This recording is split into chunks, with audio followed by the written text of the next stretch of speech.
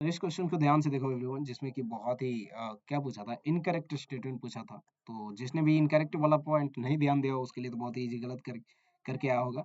अब यहाँ पे वाले क्वेश्चन को ध्यान से देखो तो ये क्या आ रहा है, फास्फोरस है जिसमें C2H5 के होल थ्राइस के साथ रिएक्शन कर रहा है। तो यहाँ पे आपका फास्फोरस है और ये आर्सेनिक है। तो यहाँ पे केवल पी के साथ केवल पी ही नहीं होगा, यहाँ पे डी पाई भी बॉन्ड बन सकता है, ठीक है। तो ये पी पाई डी पाई बन सकता है, ठीक है, और बहुत ही इजीली बनाएगा भी, राइट। लेकिन फिर क्या है, अच्छा, form the D pi bond with the transition metal, ये सही है, पहला स्टेटमेंट तो सही है।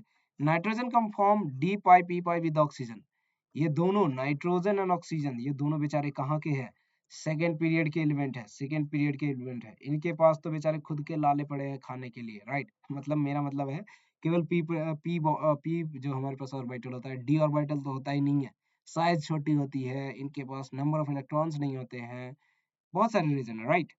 सो इनके पास जितने क्षमता है उतना तो पी ही एडजस्ट कर लेता है। तो पी इसके पास केवल होता है, डी तो होता ही नहीं है। अब जब है ही नहीं तो बनाएगा कहाँ से, ठीक है ना। तो सेकंड हमारे पास इनकरेक्ट हो जाता है, और फिर हमारे पास रिक्वायर्ड आंसर क्या हो जाएगा, सेकंड ही तो हो जाएगा, क्योंकि इनकरेक्ट ही पूछा था, ठीक है। और कोई तकलीफ है तो बताओ, कोई और भी क्वेश्चन जो बहुत ऐसा लगता है किसी और को कोई ऑप्शन सही हो तो। Nitrogen can form p pi multiple bond, ठीक है ना, खुद के साथ ये एन ट्रिपल बॉन्ड भी बनाता है, ठीक है, डबल बॉन्ड भी बनाता है, तो ये तो सही है, ये सब सही है, ये भी सही है। फास्फोरस आर्सेनिक एंटीमनी सो कैटिनेशन प्रॉपर्टी, ठीक है, थोड़ा मोड़ा शो करते हैं, ठीक है।